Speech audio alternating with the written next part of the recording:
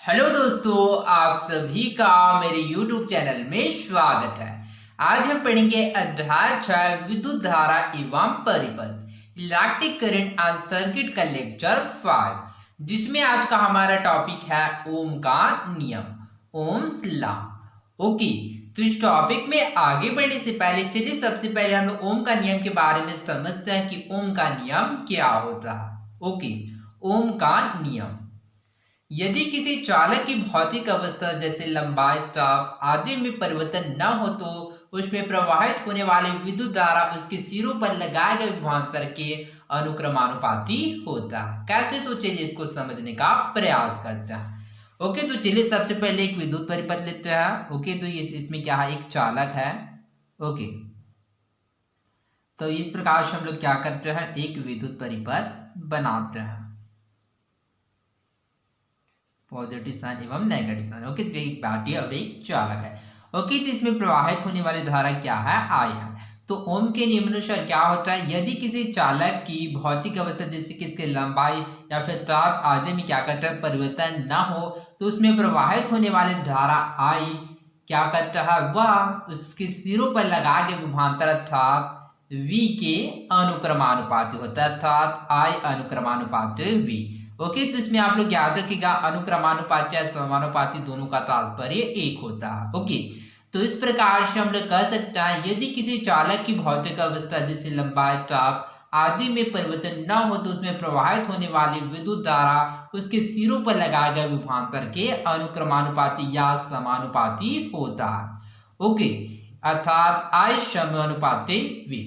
यदि चालक के सिरों पर लगाए गए विभवांतर V एवं उसमें बहने वाली विद्युत धारा I हो तो I समानुपाती क्या होता है, V, या फिर V समानुपाती I। ओके, तो इस प्रकार से हम लोग लिख सकते हैं, या इसको हम लोग इस प्रकार से भी लिख सकते हैं, V समानुपाती I।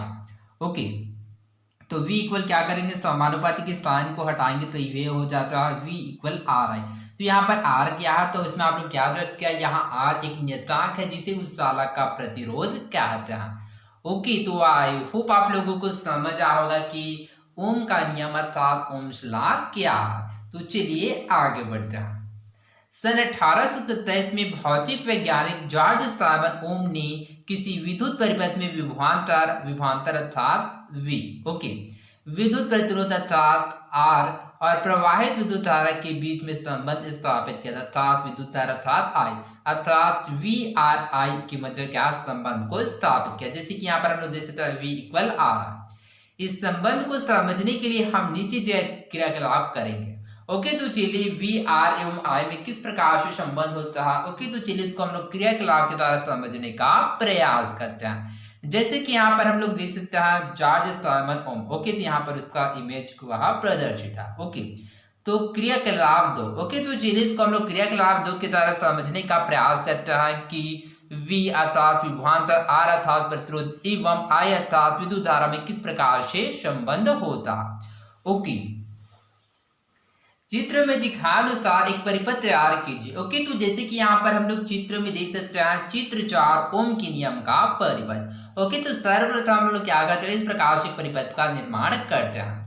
इस परिपथ के लिए एक 0.5 मीटर का नाइक्रोम का तार, एक स्वार, एक अमीटर, एक वोल्टमीटर, 4 विद्युत स्रोत जिनका विभव 1.5 वोल्ट हो की आवश्यकता है। ओके, तो सर्वप्रथम हम लोग क्या करते हैं, इसमें 0.5 मीटर का नाइक्रोम का तार, यहाँ पर एक सवाई प्रदर्शित है, क्या है, नाइक्रोम का तार। इसी प्रकार से एक अमीटर एवं एक वोल्टमीटर लेते हैं। ओके, तो यहाँ पर प्रदर्शित है चार विद्युत सेल लेते हैं जिनका विभव 1.5 वोल्ट। ओके, तो 1 2 3 और 4 अर्थात 4 विद्युत सेल लेते हैं जिसका जो विभव 1.5 वोल्ट होता है। सबसे पहले परिपथ में हम केवल एक सेल का उपयोग करेंगे। ओके, तो सर्वप्रथम हम लोग क्या केवल एक ही सेल का उपयोग करेंगे। मान लीजिए सबसे पहले हम लोग +V वाले सेल का उपयोग करेंगे। ओके, परिपथ में एक स्वार से प्रवाहित होने वाली विद्युत धारा की पाठ्यांक I के लिए अमीटर और तार के सिरों के बीच विभवांतर V की पाठ्यांक के लिए वोल्टमीटर का प्रयोग करेंगे। ओके, तो यहाँ पर हम लोग अमीटर एवं वोल्टमीटर का प्रयोग क्यों करेंगे, तो अमीटर का उपयोग हम लोग विद्युत धारा का क्या है, मापन करने के लिए इसका करेंगे, और विभव अर्थात वोल्टमीटर का उपयोग क्यों करेंगे, तो विभवांतर का मापन करने के लिए वोल्टमीटर का उपयोग करेंगे। जैसा कि हम लोग जानते हैं कि जो मीटर के द्वारा क्या किया जाता है, विद्युत धारा का मापन किया जाता है एवं वोल्ट मीटर के द्वारा विभवांतर का मापन किया जाता है। ओके, इसके पश्चात परिपथ में दो सुर जोड़िए और इसी प्रकार एक श्वास में प्रवाहित होने वाली विद्युत धारा तथा इसके बीच की विभवांतर का मान ज्ञात कीजिए। ओके, तो इसके बाद क्या करते हैं हम लोग दूसरे सेल को जोड़ते था, V प्लस V के पश्चात V वाले सेल को जोड़ते हैं। तो इस प्रकार से एक श्वास में प्रवाहित होने वाली जो विद्युत धारा है तथा इसके बीच की विभवांतर का मान को हम लोग ज्ञात करते हैं। ओके, इसी प्रकार 3 सेल फिर 4 सेल का परिपथ में उपयोग कर एक श्वास में प्रवाहित होने वाली विद्युत धारा तथा एक श्वास के बीच की विभवांतर का मान भी सारणी 2 में भरिए। ओके, तो इसी प्रकार से सेल 3 एवं सेल 4 इसी प्रकार से क्या है, इसके लिए विद्युत धारा विभवांतर का मान को क्या करते हैं, नोट करके हम लोग वी अर्थात प्रतिरोध के मान को ज्ञात करते हैं। ओके, विभवांतर और उसके पश्चात ज्ञात करके क्या हम लोग सारणी 2 में भरते हैं। जैसे कि यहाँ पर हम लोग देख सकते हैं क्रमांक परिपथ में जुड़े सेलों की संख्या, जैसे कि 1 2 3 4 जो कि 4 सेल है। इसी प्रकार से नाइक्रोम तार से प्रवाहित विद्युत धारा तो I नाइक्रोम तार के शुरू का विभवांतर V एवं V बाय R वोल्ट अर्थात यह R का मान। ओके, तो चलिए इसको समझने का प्रयास करते हैं। जैसे कि यहाँ पर हम लोग देख सकते हैं, यहाँ पर हम लोग क्या लेते हैं, 0.5 मीटर का नाइक्रोम का तार एक श्वास हम लेते हैं। तो इस प्रकार से हम लोग कह सकते हैं इसमें जो विद्युत तार प्रवाहित होने वाले जो विद्युत तार क्या 0.5 है। तो यहाँ पर पहले सेल के लिए कितना है, 0.5 है। ठीक इसी प्रकार से हम लोग इसका जो विभवांतर को ज्ञात करते हैं, तो यहाँ पर विभवांतर प्रदर्शित था 4 विद्युत सेल जिनका विभव 1.5 वोल्ट हो, अर्थात सभी का जो क्या है विभवांतर है वह समान है। तो ओके, तो इसका कितना है 1.5। ठीक इसी प्रकार से हम लोग अन्य जो सेलों के लिए क्या करते हैं, हम लोग विद्युत धारा प्रवाहित करते हैं, तो सभी के लिए 0.5 होता है। तो चलिए इसको फिल करते हैं। तो 0.5 0.5 0.5 एवं 0.5। ठीक इसी प्रकार से इसकी विभवांतर के मान को नोट करते हैं, तो 1.5 1.5 1.5 एवं 1.5 प्राप्त होता। ओके, विभवांतर V तथा विद्युत धारा I के प्रत्येक युगल अर्थात जोड़ा के लिए V बाय I का मान क्या होगा। ओके, तो यहाँ पर क्वेश्चन है कि विभवांतर V तथा विद्युत धारा I के प्रत्येक युगल के लिए V बाय I का मान क्या होगा। ओके, तो चलिए यहाँ पर हम लोग देख सकते हैं V का मान है 1.5 एवं I का मान है 0.5। ओके, तो चलिए इसका आंसर को समझते हैं। तो चलिए यहाँ पर डिनोट करते हैं। तो V का मान कितना जाएगा, तो V का मान रहा 1.5 डिवाइडेड बाय I का मान जाएगा 0.5। ओके, तो अब हम इसको भाग करते हैं। तो जैसे कि हम लोग क्या है यहाँ पर अभी दशमलव को कंसीडर नहीं करते हैं, तो ऊपर में 15 और नीचे में 5। ओके, तो 5 ही कम 5 और 5 है 15। तो हमको कितना प्राप्त हुआ, यहाँ पर नीचे में तो 1 है और ऊपर में 3 अर्थात हमको इस प्रकार से क्या 0 एवं 3 प्राप्त हुआ। चूंकि यहाँ पर हम लोग देख सकते हैं यहाँ पर एक संख्या के पश्चात दशमलव, तो एक संख्या के पश्चात दशमलव लगाते हैं तो हमको इसका आंसर 0.3 प्राप्त होता है। तो इस प्रकार से इसका आंसर क्या होगा, पहले सेल के लिए भी 0.3 होगा, दूसरे सेल के लिए भी 0.3, तीसरे के लिए भी 0.3 एवं चौथे सेल के लिए भी 0.3 होगा। ओके, तो आई होप आप लोगों को समझ आ होगा कि किस प्रकार से हम लोगों ने V बाय I अर्थात इसका मान को ज्ञात किया। ओके, तो यही V बाय I क्या है, तो इसमें आप लोग याद रखेगा यही R अर्थात प्रतिरोध का मान होता है। ओके, तो जैसे कि यहाँ पर हम लोग देख सकते हैं यहाँ पर V इक्वल क्या होता है R है। तो चूंकि हम लोगों को R का मान ज्ञात करना है, तो R इक्वल क्या होगा, चूंकि यहाँ पर I क्या है गुणा में, इसको डिवाइड करेंगे तो इसको पंक्षांतर करेंगे तो वो कहाँ चले जाएगा, वो बटे में चले जाएगा, तो V डिवाइडेड बाय I। अर्थात इस प्रकार से यहाँ पर प्रतिरोध का मान कितना प्राप्त हुआ 0.3। ओके, तो इस प्रकार से हम लोग कह सकते हैं कि V R एवं I अर्थात विभवांतर प्रतिरोध एवं विद्युत धारा में इस प्रकार से संबंध होता है। ओके, V तथा I के बीच ग्राफ खींची तथा इस ग्राफ की प्रकृति का प्रेक्षण कीजिए। ओके, तो इसके पश्चात हम लोग क्या करते हैं, V तथा I के मध्य V अर्थात विभवांतर एवं विद्युत धारा के मध्य क्या करते हैं, हम लोग ग्राफ खींचते हैं, साथ इस ग्राफ की प्रकृति का प्रेक्षण करते हैं। ओके, जैसा कि हम लोग इस ग्राफ में देख सकते हैं ग्राफ 1। ओके, तो हम लोग क्या करते हैं, विभवांतर V एवं धारा A के मध्य क्या करते हैं, हम लोग इसको क्या करते हैं ग्राफ के द्वारा निरूपित करते हैं। तो इस प्रकार से हम लोगों को ग्राफ प्राप्त होता है, जिससे क्या होता है, इसके सेंटर लाइन से क्या होता है, एक सीधी रेखा प्राप्त होता है। ओके, इस क्रियाकलाप में आप पाएंगे कि V/I का मान लगभग समान ही रहता है। ओके, तो इस प्रकार से हम लोगों ने पाया कि जो V/I का मान था 0.3 प्राप्त हुआ। ओके, तो जो सभी के लिए क्या था, समान था। इस प्रकार VI ग्राफ चित्र में दिखाए अनुसार मूल बिंदु से गुजरने वाली एक सरल रेखा होती है। तो इस प्रकार से हमको क्या होता है, एक सरल रेखा प्राप्त होता है, अर्थात V/I एक नियत अनुपात है। तो इस प्रकार से हम लोग कह सकते हैं V/I एक नियत तथा एक निश्चित अनुपात है। चालक तार के सिरों के बीच विभवांतर V चालक में प्रवाहित विद्युत धारा के समानुपाती होता है। ओके, तो चालक तार के सिरों के बीच विभवांतर V चालक में प्रवाहित विद्युत धारा के समानुपाती होता है, अर्थात V समानुपाती I। इसे ओम का नियम कहते हैं। ओके, तो जैसे कि हम लोगों ने ओम का नियम में जाना था कि जो किसी भी चालक के सिरों के बीच विभवांतर जो V होता है क्या होता है, उस चालक में प्रवाहित विद्युत धारा के समानुपाती होता है। ओके, तो जो समानुपाती होता है इसी को क्या बोला जाता है, इसी को अनुक्रमानुपाती भी बोला जाता है। क्या बोला जाता है, तो इसको अनुक्रमानुपाती भी बोला जाता है। तो इसमें आप लोग कंफ्यूज मत होइएगा कि समानुपाती या फिर अनुक्रमानुपाती अलग अलग है, दोनों का तात्पर्य एक ही होता है। ओके, अतः V समानुपाती आय। तो इस प्रकार से हम लोग लिख सकते हैं V इक्वल आर आई, जहां R एक नियतांक है। ओके, तो जिसको क्या कहते हैं, R को प्रतिरोध कहा जाता है, अथवा R इक्वल क्या होगा, V/I। ओके, तो अब इस प्रकार से कैसा, तो चलिए इसको समझते हैं। यहाँ पर हम लोग देख सकते हैं I यहाँ पर क्या है, गुणा में। जब इसको हम लोग पंचांतर करेंगे तो क्या चले जाएगा, वह बटे में चले जाएगा। तो इस प्रकार से हम लोग लिख सकते हैं R इक्वल V/I या I इक्वल V/R। अब I इक्वल V/R कैसा, तो चलिए इसको समझते हैं। ओके, तो मान लीजिए हमको I का मान ज्ञात करना है। ओके, तो चलिए इसको हम लोग समझते हैं। ओके, तो चलिए मैं यहाँ पर डिनोट कर रहता हूँ ताकि आप लोगों को समझने में आसानी हो। ओके, तो जिसको यहाँ पर प्रदर्शित था R इक्वल क्या प्रदर्शित था, V/R। ओके, तो यहाँ पर I क्या है, गुणा में उतर जाएगा तो क्या हो जाएगा, वह बटी में चले जाएगा। तो इस प्रकार से हो जाएगा IR इक्वल V। चूंकि मेरे को क्या है, I का मान क्या है, ज्ञात करना है, तो इस स्थिति में क्या करता है, यहाँ पर R क्या है, गुणा में उतर करेंगे तो क्या हो जाएगा, वह पक्षांतर करेंगे तो वह बटे में चले जाएगा। तो I इक्वल क्या होगा, V/R। तो इस प्रकार से हम लिख सकते हैं I इक्वल V/R। समीकरण नंबर 3। यहाँ R एक नियतांक है जिसे तार का प्रतिरोध कहते हैं। ओके, तो यहाँ पर R क्या है, R एक नियतांक है जिसे तार का प्रतिरोध कहते हैं। प्रतिरोध का SI मात्रक ओम है। ओके, तो इसमें आप लोग याद रखिएगा कि जो प्रतिरोध का SI मात्रक क्या होता है, तो प्रतिरोध का SI मात्रक ओम होता है।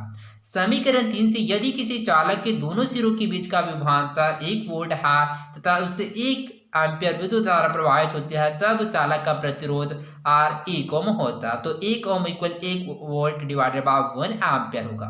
ओके, तो स्वाभाविक सी बात है, यदि हम लोग क्या है, किसी भी चालक का जो क्या विभवांतर क्या लेता है, 1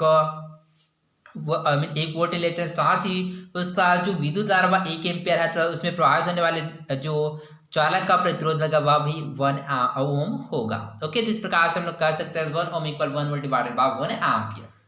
समीकरण 3 से स्पष्ट है कि किसी प्रतिरोधक से प्रवाहित होने वाली विद्युत धारा उसके प्रतिरोध की व्युत्क्रमानुपाती होता है। ओके, तो यहाँ पर हम लोग देख सकते हैं कि समीकरण 3 से स्पष्ट है कि किसी प्रतिरोधक से प्रवाहित होने वाली विद्युत धारा उसकी प्रतिरोध के व्युत्क्रमानुपाती होता है, अर्थात I इक्वल क्या होता है, V/R, जो कि क्या होता है, यह एक दूसरे से विद्युत धारा एवं प्रतिरोध क्या होता है, वह व्युत्क्रमानुपाती होता है। इसका मतलब क्या होता है, यदि विद्युत धारा का मान अधिक होगा तो प्रतिरोध का मान कम होगा, यदि प्रतिरोध का मान अधिक है तो विद्युत धारा का मान कम होगा। ओके, समान विभवांतर पर यदि प्रतिरोध दुगना हो जाए तो विद्युत धारा आधी रह जाती है। ओके, तो इस यदि क्या होगा, यदि प्रतिरोध का मान दुगना हो जाए तो इस स्थिति में क्या होगा, जो विद्युत धारा का जो मान है वह आधा हो जाएगा। ओके, व्यवहार में कई बार किसी विद्युत परिपथ में विद्युत धारा को घटाना अथवा बढ़ाना आवश्यक हो जाता है। ओके, तो कई बार ऐसा होता है कि विद्युत परिपथ में विद्युत धारा को घटाना अथवा बढ़ाना आवश्यक हो जाता है। स्रोत की वोल्टता में बिना कोई परिवर्तन किए परिपथ की विद्युत धारा को नियंत्रित करने के लिए उपयोग किए जाने वाले अवयव को परिवर्ती प्रतिरोध या वेरिएबल रेजिस्टेंस कहा जाता है। ओके, तो जैसा कि हम लोगों ने वेरिएबल रेजिस्टेंस तथा परिवर्ती प्रतिरोध के बारे में जाना था कि परिवर्ती प्रतिरोध क्या होता है, तो उसमें आप लोग याद रखिएगा कि स्रोत की वोल्टता में बिना कोई परिवर्तन क्या था, स्रोत की वोल्टेजता में क्या है, किसी भी प्रकार का परिवर्तन नहीं होता, परंतु परिपथ की विद्युत धारा को क्या करता है, नियंत्रित करने के लिए जिस उपकरण का उपयोग किया जाता है उसको परिवर्ती प्रतिरोध या वेरिएबल रेजिस्टेंस कहा जाता है। इस युक्त को धारा नियंत्रक या रियोस्टेट भी कहता है। इसके साथ ही आप लोग याद रखिएगा कि जो परिवर्ती प्रतिरोध होता है इसको धारा नियंत्रक या रियोस्टेट भी कहा जाता है।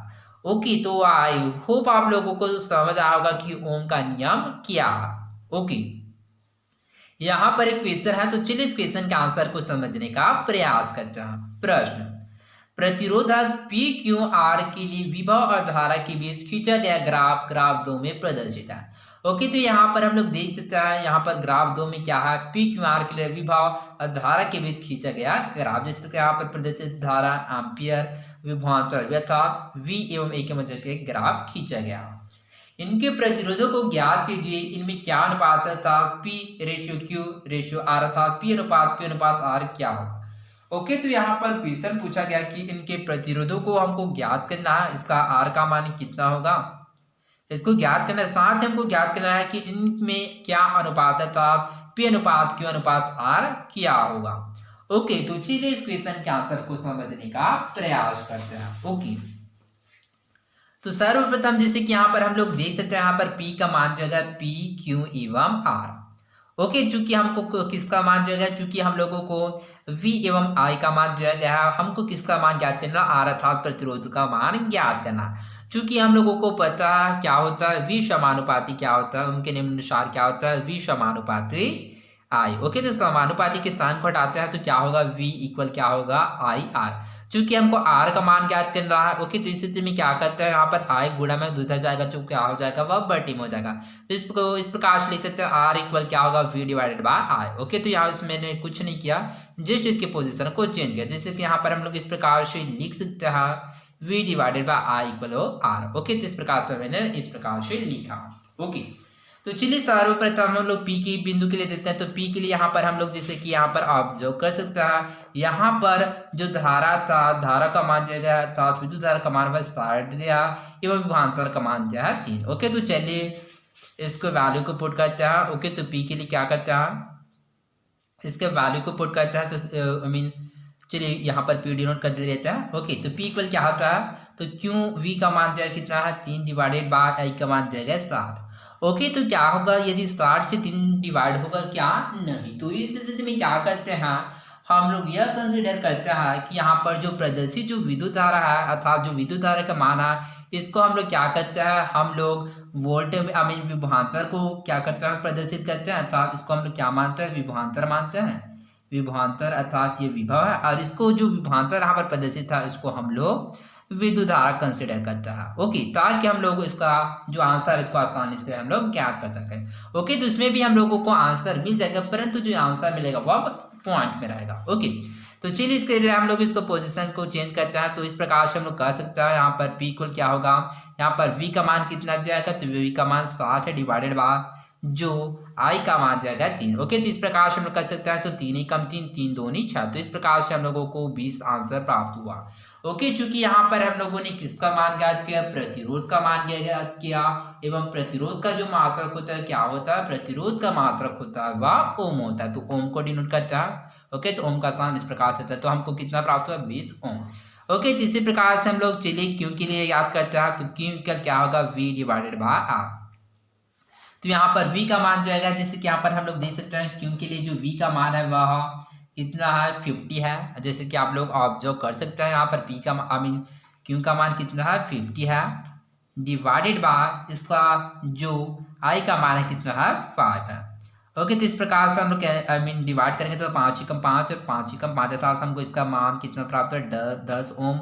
ओके, ठीक इसी प्रकार से हम लोग R के लिए मान ज्ञात करते हैं, एवं R इक्वल क्या होगा, तो V डिवाइडेड बाय R। तो यहाँ पर R के लिए हम लोग देख सकते हैं, यहाँ पर जो V का मान कितना दिया गया है, तो V का मान 30 दिया गया है, एवं जो इसका I का मान दिया गया है वह 6 दिया गया है। ओके, तो इस प्रकार से हम लोग लिख सकते हैं, तो 30 डिवाइडेड बाय 6। ओके, तो 6 कम 6, 6 दूनी 12, 6 से 18, 6 तो 24, 6 35, हमको कितना प्राप्त है, 5 ओम। ओके, तो इस प्रकार से हम लोगों को P, Q एवं R का वैल्यू क्रमशः 20 ओम, 10 ओम एवं 5 ओम प्राप्त हुआ। ओके उसके पश्चात क्वेश्चन क्या पूछा गया, इनमें क्या अनुपात तथा P अनुपात Q अनुपात R क्या होगा। ओके, तो यहाँ पर क्या पूछा गया, अनुपात को पूछा गया, तो इस प्रकार से हम लोग लिख सकते हैं, इसलिए P अनुपात Q अनुपात R इक्वल क्या होगा, तो P का वैल्यू कितना दिया है 20 ओम अनुपात 10 ओम अनुपात 5 ओम। ओके, तो इस प्रकार से हम लोगों को आंसर मिलेगा 20 ओम अनुपात 10 ओम अनुपात 5 ओम। ओके, तो आई होप आप लोगों को इस क्वेश्चन का आंसर समझ आया होगा, साथ हम लोगों ने ओम का नियम के बारे में जाना, तो आई होप आप लोगों को समझ आया होगा। तो आज के लिए बस इतना ही, मिलते हैं अगले वीडियो में, धन्यवाद।